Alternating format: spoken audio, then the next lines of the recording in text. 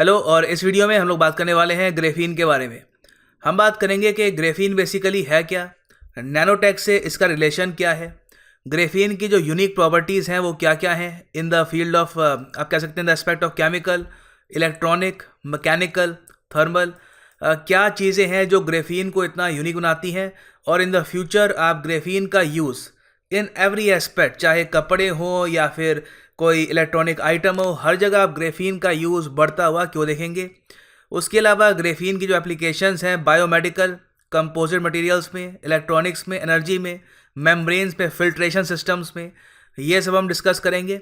और फिर carbon nano tubes क्या है, ग्रेफीन का बेसिकली आप कह सकते हो बाय प्रोडक्ट है। ये हम डिस्कस करेंगे, इनकी जो प्रॉपर्टीज़ हैं और एप्लीकेशंस हैं इनके बारे में भी हम जानेंगे। नाउ पॉइंट्स को डिस्कस करने से पहले मैं चाहता हूँ कि मैं आपको एक बहुत ही सिंप्लीफाइड एक्सप्लेनेशन दूँ कि बेसिकली ग्रेफीन है क्या, हम जिसके बारे में बात कर रहे हैं ये कहाँ से बनता है। देखो, पहली बात ये जान लो, ग्रेफीन आपको मिलेगा ग्रेफाइट से। ठीक है, ग्रेफाइट आपको पता होगा एक कार्बन एलिमेंट है। ग्रेफाइट आपको माइन से मिलेगा, आप खोद कर इसको निकाल सकते हैं। काफ़ी महंगा है ग्रेफाइट आज के टाइम में। और ग्रेफाइट से आपको मिलेगा ग्रेफीन। अभी आपको किस तरीके से मिलेगा, देखिए ज़्यादा कोई मुश्किल तरीका है नहीं इसका। आप अगर मान लीजिए एक टेप लेते हैं, वहाँ पे ग्रेफाइट को पेस्ट करते हैं और नीचे एक सबस्ट्रेट लेते हैं, उसको उस पर रगड़ देते हैं, तो आपको यहाँ पर ग्रेफीन मिल जाएगा। ये एक बहुत ही ज़्यादा क्रूड तरीका है ग्रेफीन को निकालने का। इस टाइप के ग्रेफीन को आप वैसे इंडस्ट्रियल पर्पस के लिए इस्तेमाल नहीं कर पाओगे। एक और एग्जांपल यहाँ पे है, ठीक है, ये आपके सामने यहाँ पर है ग्रेफाइट, ये ग्रेफाइट का पत्थर है। आपने ये टेप ली और जो बिल्कुल नैनो पार्टिकल्स हैं उनकी एक लेयर यहाँ पे बनवा दी, और ये आपके पास आ गई एक ग्रेफीन की स्ट्रिप। ऑफ कोर्स इस स्ट्रिप से आप कुछ बना नहीं पाएंगे।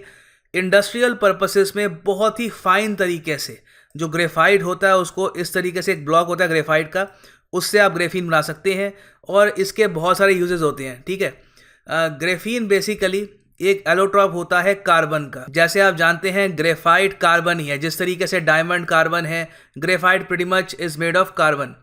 अब देखिए, ग्रेफीन की यूनिक बात यह है कि बहुत ही ज़्यादा थिन होता है, ये बहुत ज़रा पतला।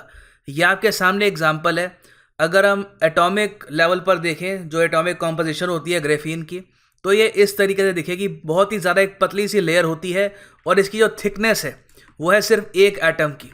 ठीक है, ये आपको याद रखना है। ग्रेफीन की अगर हम बात करें तो ये दुनिया का पहला 2D मटेरियल है।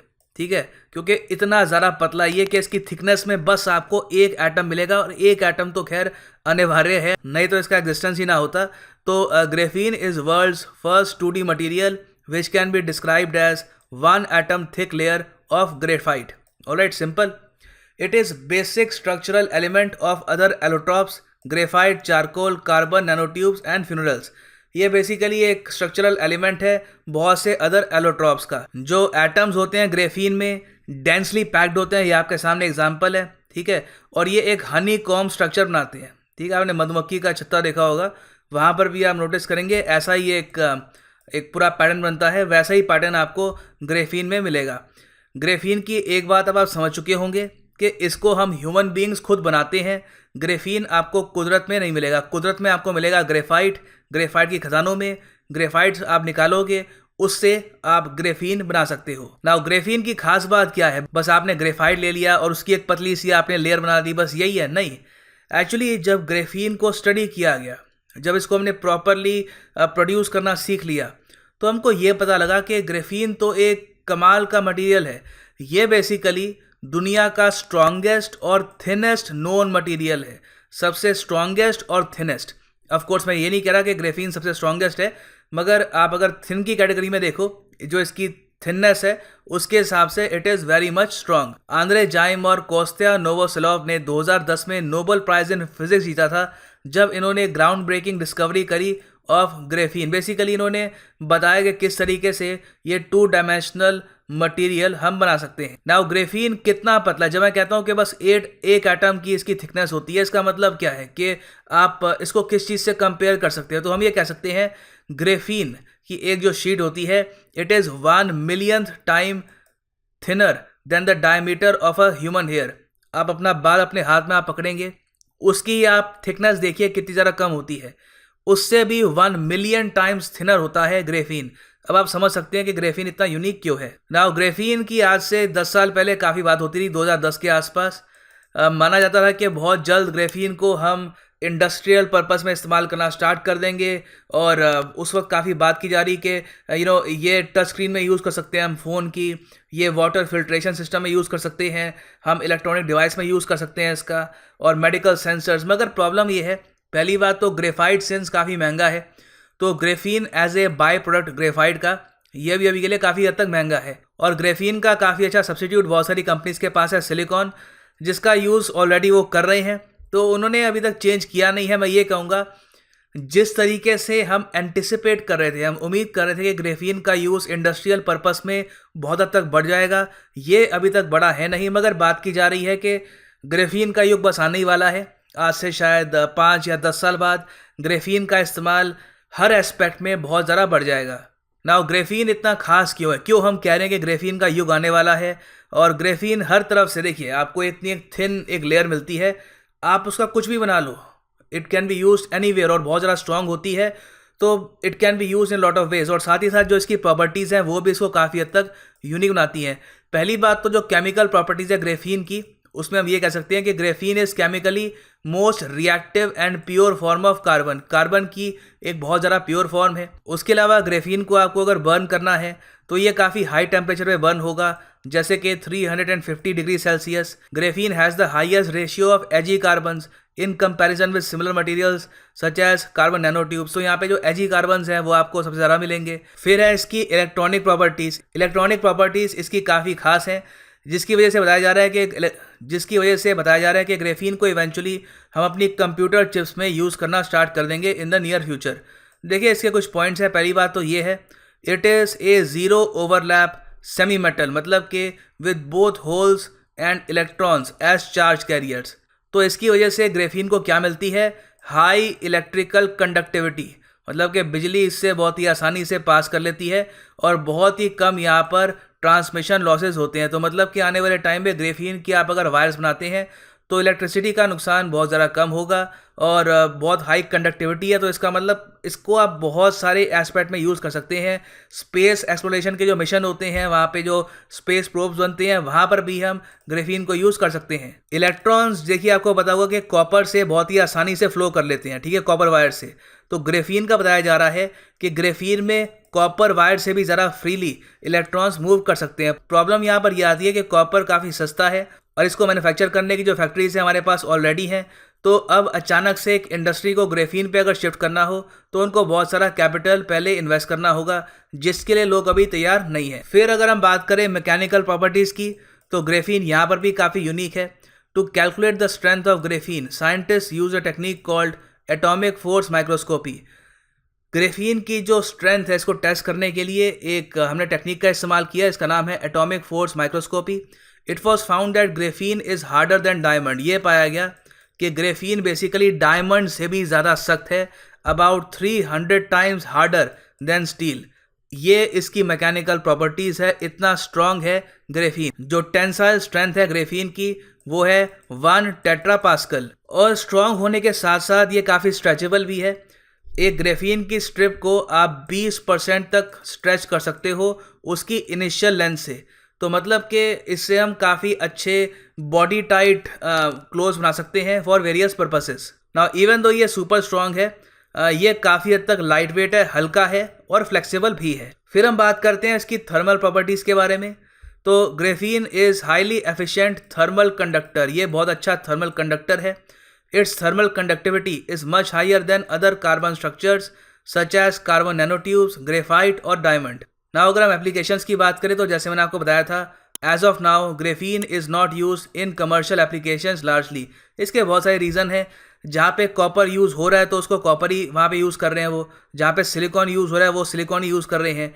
ग्रेफीन के लिए ऑल टुगेदर उनको डिफरेंट प्लांट्स बनाने होंगे, डिफरेंट टेक्निक्स चाहिए। तो अभी के लिए देखिए, अगर मान लो कोई बहुत बड़ी कंपनी है, कल को मान लो अमेजॉन है, वो सडनली डिसाइड करते हैं कि वो लार्ज स्केल पर ग्रेफीन का मैन्युफैक्चर स्टार्ट करेंगे, ग्रेफीन के शूज़ बनाएंगे, कपड़े बनाएंगे और उसकी वायर्स बनाएंगे, तो फिर बाकी कंपनीज जो हैं दुनिया भर में वो कंपेल हो जाएंगी, मजबूर हो जाएंगी कि उनको भी ग्रेफीन के प्रोडक्ट्स बनाने पड़ेंगे। अभी के लिए जो लार्ज कॉर्पोरेशंस हैं उनको इंसेंटिव नहीं दिख रहा ग्रेफीन पे शिफ्ट करने के लिए। नाउ ग्रेफीन की एक बहुत ही इंपॉर्टेंट एप्लीकेशन ये हो सकती है बायोमेडिकल। इसको हम मेडिसिन में इस्तेमाल कर सकते हैं, एनहेंस्ड ड्रग डिलीवरी के लिए, क्योंकि ऑफ कोर्स यहाँ पे आपको नैनो पार्टिकल्स मिलेंगे। वुंड हीलिंग में हम ग्रेफीन का इस्तेमाल कर सकते हैं। हमको अगर अल्ट्रा सेंसिटिव बायो इंस्ट्रूमेंट्स बनाने हैं डायग्नोसिस के लिए, बीमारी कौन सी है ये पता लगाने के लिए, वहाँ पर ग्रेफीन का इस्तेमाल हो सकता है। कैंसर ट्रीटमेंट में इसका यूज़ हो सकता है। स्मार्ट इम्प्लांट्स और हेल्थ टेस्टिंग किट्स में इसका यूज़ हो सकता है। उसके अलावा अगर आपको सेल्स का बिहेवियर चेंज करना है तो वहाँ पर भी आप इस बहुत ही थिन शीट का इस्तेमाल कर सकते हैं। तो इसके मल्टीपल यूज़ हैं। ना अगर हम बात करें इलेक्ट्रॉनिक्स की, तो ग्रेफीन की मदद से हमको फास्टर ट्रांजिस्टर्स मिल सकते हैं, हमको सेमीकंडक्टर्स मिल सकते हैं, जिससे आपकी जो कंप्यूटर चिप होती है, आप इंटेल यूज़ करते होगे जो भी है, तो वहाँ पे आपको ज़्यादा स्पीड मिल पाएगी। बेंडेबल फ़ोन आपको मिल पाएंगे। सिंस ग्रेफीन इतना स्ट्रॉन्ग है, तो अगर मान लो आप एक स्मार्टफोन बनाते हो फ्रॉम ग्रेफीन, तो वो स्मार्टफोन बहुत ज़्यादा स्ट्रॉन्ग होगा।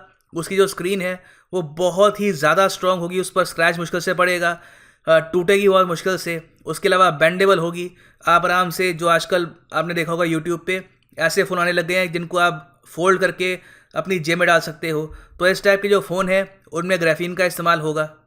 और उसके अलावा वेरेबल जो टेक्नोलॉजी है, मान लो कि आपको कोई वॉच पहननी है या फिर आप इन द फ्यूचर में भी स्मार्ट टी शर्ट पहन रहे हो, तो हर एस्पेक्ट में ग्रेफीन की काफ़ी हद तक इन्वॉल्वमेंट होगी, specially in the field of electronics. Energy की अगर हम बात करें, तो सिंस ग्रेफीन के पास रिमार्केबल इलेक्ट्रिकल और थर्मल कंडक्टिविटी है, तो इससे हम बैटरीज बना सकते हैं। उसके अलावा सुपर कैपेसिटेटर्स बना सकते हैं। सोलर सेल जो है आने वाले समय में, फ्यूचर में, उसमें हम ग्रेफीन का यूज़ कर सकते हैं, जिससे हम बेटर तरीके से सनलाइट को यूटिलाइज कर पाएंगे। एथेनॉल डिस्टिलेशन में ग्रेफीन का काफ़ी अच्छा इस्तेमाल हो सकता है। नाउ चलिए मिलके यूपीएससी प्रीवियस ईयर का क्वेश्चन करते हैं रिगार्डिंग नैनोटेक। यहाँ पे क्वेश्चन ये है, the talk of nanotech has been in the news recently, consider the following statements regarding nanotech and it's scope. पहली स्टेटमेंट ये कहती है, नैनोटेक एक साइंस है और इंजीनियरिंग का भी यहाँ पे काफ़ी तक रोल है, and technology conducted at nano scale. Nano technology आप नैनो स्केल पे कंडक्ट करते हो एट अबाउट 1 to 100 नैनोमीटर्स। तो जैसे मैंने आपको बताया था, ये स्टेटमेंट बिल्कुल ठीक है, ये हम डिस्कस कर चुके हैं नैनोटेक के फर्स्ट लेक्चर में। फिर आगे है, the efficiency in the use of nano technology in the solar panel has already gone up 46% from 15%। जी हाँ, बिल्कुल, जैसे मैंने आपको बताया कि सोलर पैनल में भी हम नैनोटेक यूज़ कर रहे हैं, इसमें ग्रेफीन का काफ़ी हद तक रोल है और उसकी वजह से हम बेहतर सोलर पैनल बना पा रहे हैं। तो यहाँ पे इसलिए दोनों जो स्टेटमेंट्स हैं ये सही है। हमारा आंसर हो गया C, both 1 and 2 are correct. Now graphene का एक और यूज़ ये भी है मेम्ब्रेन्स में।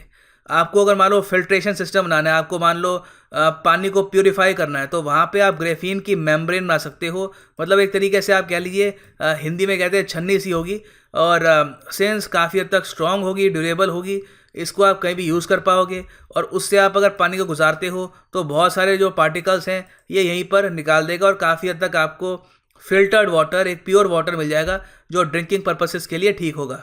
फिर हम बात करते हैं कार्बन नैनो ट्यूब्स की। देखिए कुछ भी नहीं है ये। कार्बन नैनो ट्यूब्स कैसे बनती है, आपके पास ग्रेफीन की एक शीट है, ठीक है। ग्रेफीन की शीट कैसे बनती है आपको पता है, ग्रेफाइट से। अब आपने ग्रेफीन की शीट को रोल कर दिया, आपका बन गया carbon nano tube. Now carbon nano tube basically long hollow structure ही होता है जो आपको ग्रेफीन से मिलेगा। इसको आप बहुत सारे डिवाइसेस में इस्तेमाल कर सकते हैं, बहुत सारे स्ट्रक्चर्स को बनाने में यूज़ कर सकते हैं, तो ज़्यादा इसको कॉम्प्लिकेट मत करिएगा। Carbon nano tubes are basically rolled up graphene sheets. Now finally एक और क्वेश्चन करते हैं नैनोटेक से रिलेटेड। 2015 के यूपीएससी प्रीलिम्स में एक क्वेश्चन आया था। यहाँ पे पूछ रहे हैं, with reference to the use of nanotech in health sector which of the following statements is are correct. पहली स्टेटमेंट ये कहती है कि जो टारगेटेड ड्रग डिलीवरी है it is made possible by nanotech. ये बात सही है, हम जानते हैं इसको। सेकेंड स्टेटमेंट ये है कि nanotech can largely contribute to gene therapy. Second statement भी सही है, बिल्कुल जीन थेरेपी में भी नैनोटेक कॉन्ट्रीब्यूट कर सकता है। सो हमारा आंसर हो गया बोथ 1 and 2 आर करेक्ट। सो इसी के साथ लेक्चर ख़त्म करते हैं। हमने ग्रेफीन की जो बेसिक एप्लीकेशंस हैं, इसका यूज़ है और ग्रेफीन बेसिकली है क्या, ये हमने समझ लिया। Thanks for listening.